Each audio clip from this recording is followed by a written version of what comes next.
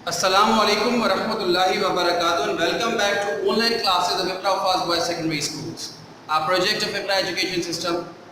My dear brothers, in the last video lecture, we discussed about lesson number 10, narration 1, and I explained you what narration is.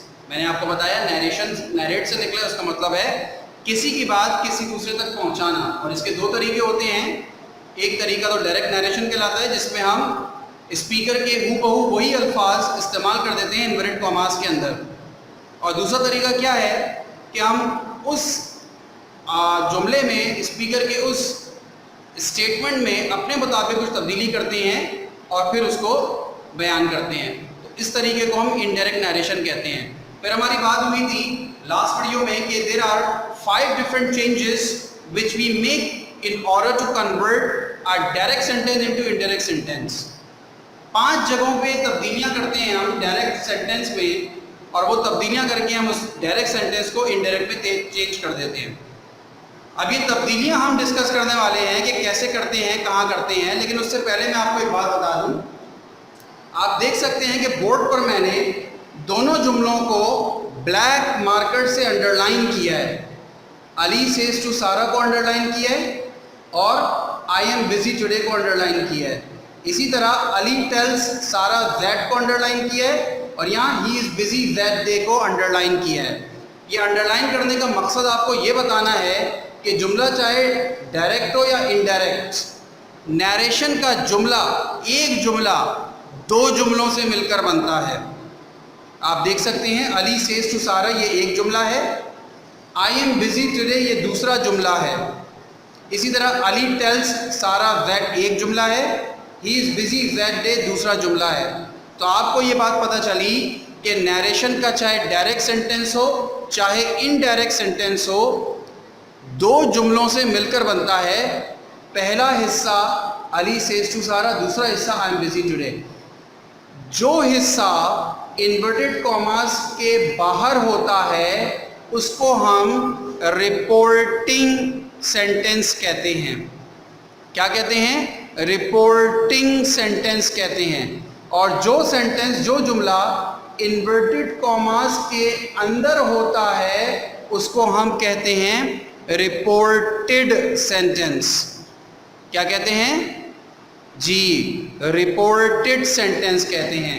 I hope you understand what I am telling you here. Now we have names of both parts of this sentence, first part and second part.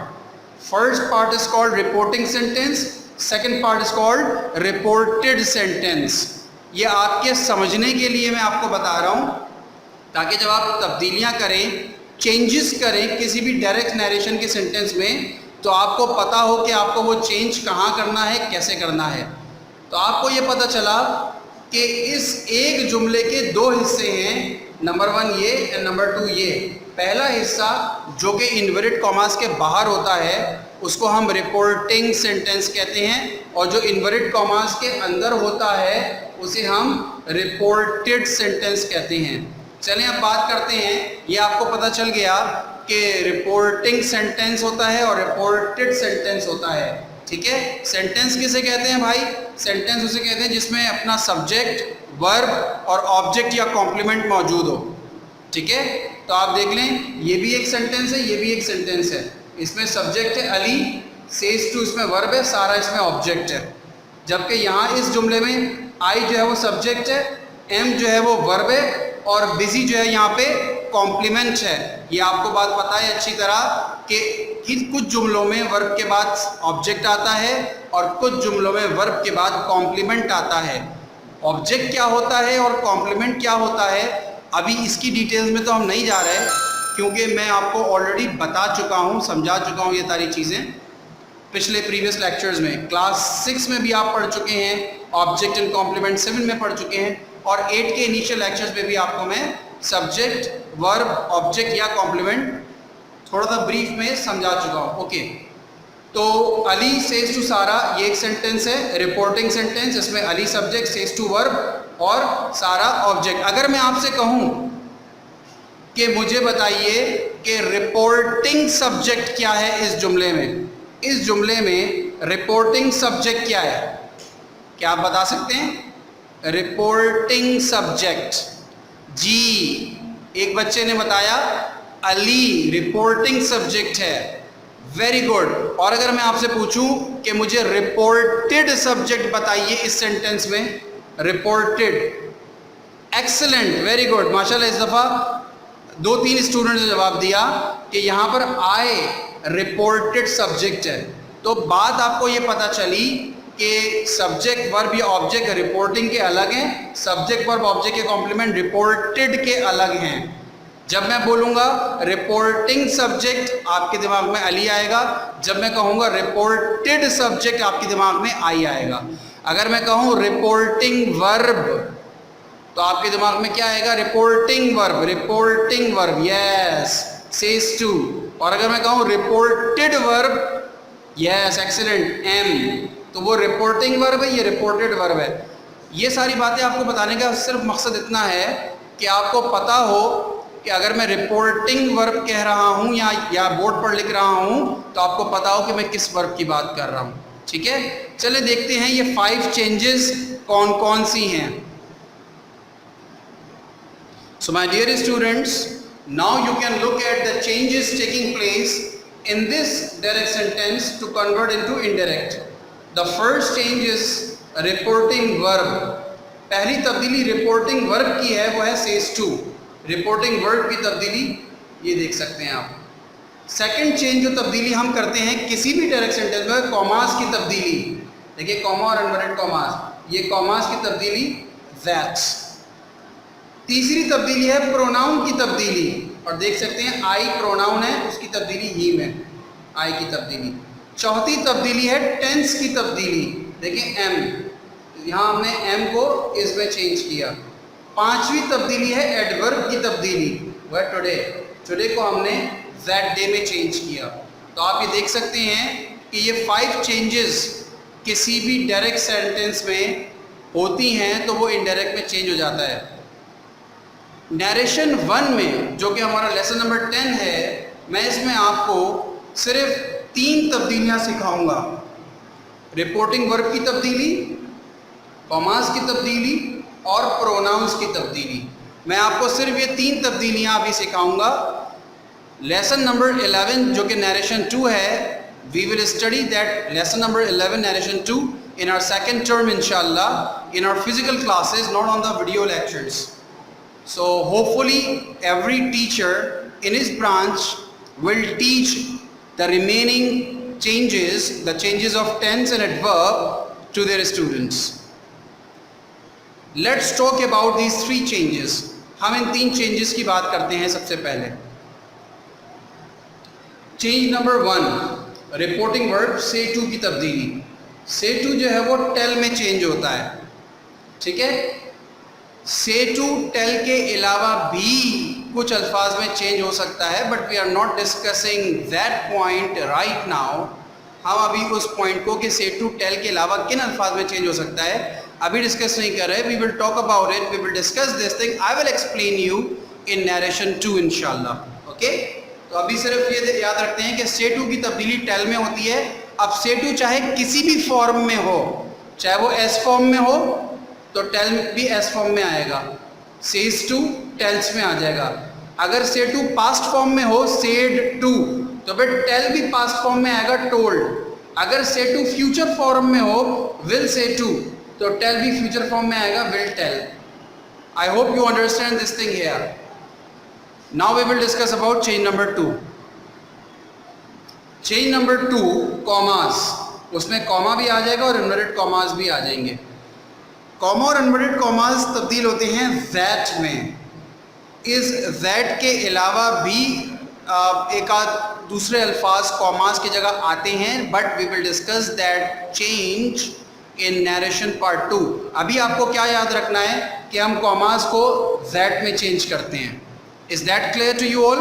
तो पहली तब्दीली मैंने आपको बताया कि से to को हम टेल में चेंज करते हैं। अब से टू की जो भी फॉर्म हो, एस फॉर्म हो तो टेल भी एस फॉर्म में आएगा, और अगर पास्ट फॉर्म होगी से टू की तो वो टेल भी पास्ट फॉर्म में आएगा। अगर से टू की फ्यूचर फॉर्म होगी तो टेल भी फ्यूचर फॉर्म में आएगा। और उसके बाद मैंने सेकंड चेंज बताया कि हम कॉमास को दैट में चेंज करते हैं। बस आप इतनी बात याद रखिए।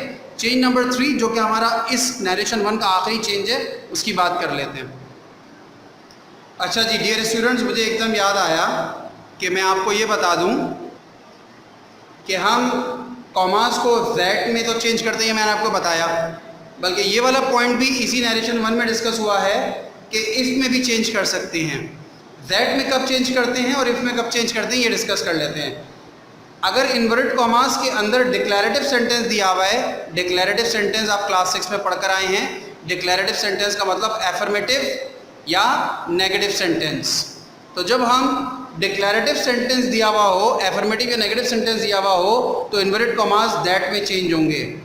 और अगर इन्वर्टेड कॉमास के अंदर इंटरोगेटिव सेंटेंस दिया हुआ हो, सवालिया जुमला दिया हुआ हो, तो कॉमास इफ में चेंज होंगे। आई hope you have understood till here right now. ये बात याद रखिएगा, अगर इन्वर्टेड कॉमास के अंदर डिक्लेरेटिव सेंटेंस दिया हुआ है यानी कि एफर्मेटिव या नेगेटिव सेंटेंस दिया हुआ है, तो कॉमास दैट में चेंज होंगे। अगर इन्वर्टेड कॉमास के अंदर इंटरोगेटिव यानी कि सवालिया जुमला दिया हुआ है, तो फिर ये कॉमास इफ में चेंज होंगे। आई hope you have understood all these two things. Now we will discuss about change number 3. Change number 3, change of pronouns. Change of pronouns takes place according to these 3 rules which are written before you on the board here. जो pronoun की तब्दीली हम करते हैं वो इन्हीं 3 उसूलों के तहत करते हैं। प्रोनाउन की तब्दीली होती कहाँ है माय डियर ब्रदर्स? प्रोनाउन की तब्दीली होती है इन्वर्टेड कॉमास के अंदर। इन्वर्टेड कॉमास के अंदर जो भी प्रोनाउन दिया हुआ होगा वो इन 3 उसूलों के मुताबिक तब्दील होगा। Let's look at this, what are these 3 principles of changing pronouns inside inverted commas. Inverted commas के अंदर के प्रोनाउन को तब्दील कैसे करेंगे? अगर प्रोनाउन दिया हुआ है, ये कॉमे दे देखिए, इन्वर्टेड कॉमास के अंदर अगर आई या वी दिया हुआ है प्रोनाउन, तो हम इसकी तब्दीली करेंगे रिपोर्टिंग सब्जेक्ट के मुताबिक। रिपोर्टिंग सब्जेक्ट के मुताबिक करेंगे। और रिपोर्टिंग सब्जेक्ट कौन सा है? You can have a look at this here, Ali says to Sara I am busy today. अब यहाँ पर देखें आई दिया हुआ है, आई फर्स्ट रूल, आई या वी दिया हुआ हो तो उसको हम रिपोर्टिंग सब्जेक्ट क्या है इसमें, अली सेज टू सारा में, ये रिपोर्टिंग सेंटेंस है ना, ये रिपोर्टेड सेंटेंस है। आपको याद है मैंने आपको बताया था अभी। तो रिपोर्टिंग सेंटेंस में जो सब्जेक्ट होगा वो रिपोर्टिंग सब्जेक्ट कहलाएगा। अली रिपोर्टिंग सब्जेक्ट है, तो जब ये आई यहाँ आएगा तो अली से चेंज होगा, सब्जेक्ट से चेंज होगा। और अली के लिए हम प्रोनाउन क्या इस्तेमाल करते हैं? ही। तो आई ही में चेंज हुआ। जो भी रिपोर्टिंग सब्जेक्ट दिया हुआ होगा आई या वी, उसी रिपोर्टिंग सब्जेक्ट से चेंज होंगे। और अगर इन्वर्टेड कॉमास के अंदर प्रोनाउन यू दिया हुआ है तो फिर हम रिपोर्टिंग ऑब्जेक्ट से उसको चेंज करेंगे। और रिपोर्टिंग ऑब्जेक्ट क्या है? सारा। अगर मसलन यहाँ पर यू दिया हुआ होगा, यू आर बिजी टुडे, तो यू के को हम चेंज करते सारा से। और सारा के लिए यहाँ पर क्या प्रोनाउन लगता? She. She is busy that day. Is that clear? और अगर इन्वर्टेड कॉमास में ही या शी या इट या दे दिया हुआ ही शी इट या दे हैं तो कोई तब्दीली नहीं करेंगे, नो चेंज। फिर बता दूं कि अगर इन्वर्टेड कॉमास में आई या वी दिया हुआ है प्रोनाउन तो हम रिपोर्टिंग सब्जेक्ट से चेंज करेंगे। जो भी रिपोर्टिंग सब्जेक्ट होगा वही प्रोनाउन हम यहाँ इस्तेमाल करेंगे आई या वी की जगह। अगर इन्वर्टेड कॉमास के अंदर यू दिया हुआ है तो हम रिपोर्टेड ऑब्जेक्ट से चेंज करेंगे। जो भी प्रोनाउन यू यहाँ पर दिया हुआ होगा तो जो भी यहाँ पर ऑब्जेक्ट है उसके मुताबिक हम यहाँ पर आई को चेंज करेंगे, यू को चेंज करेंगे। और अगर ही शी या इट या दे दिया हुआ है तो कोई तब्दीली नहीं करेंगे। इसकी 2-3 एग्जाम्पल्स मैं आपको बोर्ड पर करवा देता हूँ, उसके बाद हम एक्सरसाइज करेंगे। देखिए फर्स्ट एग्जाम्पल यहाँ पर लिखी हुई है, Ali says to Sara I am busy today. आई की एग्जाम्पल यानी कि आई या वी के सूरत में जो हम चेंजेस करेंगे वो एग्जाम्पल यहाँ मैंने ऑलरेडी लिखी हुई है बोर्ड पर कि आई अगर दिया हुआ है तो रिपोर्टिंग सब्जेक्ट अली से चेंज होगा। अली के लिए ही आता है तो यहाँ पर हमने ही लगा दिया। अब यहाँ पर सेकंड एग्जाम्पल मैंने दी है यू के साथ, आप देख सकते हैं यू, अली सेज टू सारा यू आर बिजी टुडे। तो अब यू की सूरत में In the case of you, if you is given as pronoun inside the inverted commas, तो हम इसकी तब्दीली रिपोर्टिंग ऑब्जेक्ट जो कि सारा है, ये सब्जेक्ट है, Ali subject, says to verb और सारा ऑब्जेक्ट। तो सारा कौन सा ऑब्जेक्ट है? रिपोर्टिंग ऑब्जेक्ट है, क्योंकि ये रिपोर्टिंग सेंटेंस है। You remember I told you. तो हम यू की तब्दीली रिपोर्टिंग ऑब्जेक्ट से करते हैं, आई की तब्दीली रिपोर्टिंग सब्जेक्ट से की, यू की तब्दीली रिपोर्टिंग ऑब्जेक्ट से करेंगे। तो यू की तब्दीली जब रिपोर्टिंग ऑब्जेक्ट क्या है? सारा। और सारा के लिए प्रोनाउन कौन सा इस्तेमाल होता है? शी। देखिए यू की जगह मैंने शी लिखा है यहाँ पर। क्लियर हो गई ये बात? आखिरी एग्जाम्पल मैं आपको दे दूँ। You can have a look at this. Ali says to Sarah, they are busy today. Here we are using they as pronoun, the third principle, you remember? First principle is about, the first rule is about I and we. The second rule is about you. And the third rule is about he, she, it or they. They की example मैंने यहाँ दी। Ali says to Sarah, they are busy today. Ali tells Sarah that, अब ये they की जगह पर they आ जाएगा, no change, they are busy that day. I hope you have understood the rules of reporting verb, say to, says to or will say to, the rules of commas, using that in the case of declarative sentence and using if in the case of interrogative sentence. And third change we have understood pronouns, rule number 1, 2 and 3. Change number 3, pronounce की तब्दीली 3 उसूलों के तहत होती है। पहला उसूल ये है कि अगर आई या वी दिया हुआ होगा तो हम उसको रिपोर्टिंग सब्जेक्ट से चेंज करेंगे, अगर यू दिया हुआ होगा तो उसको हम रिपोर्टिंग ऑब्जेक्ट से चेंज करेंगे, और अगर ही, शी, इट या दे दिया हुआ होगा तो कोई चेंज नहीं करेंगे। These 3 changes we have studied in narration 1, change number 4 and change number 5. These 2 changes we will study in narration 2 in the second term in lesson number 11 inshallah ta'ala. In the next video lecture, we are going to solve the exercises given in our book. You people have to go through these 2 videos, the last video and this recent video. If you have gone through these videos with concentration and attention, you will be able to do the next video or the work in the next video. क्योंकि अगली video में मैं आपको exercises solve करवाऊंगा आप ही से पूछकर। Till then, take very good care of yourselves. Assalamu alaikum wa rahmatullahi wa barakatuh.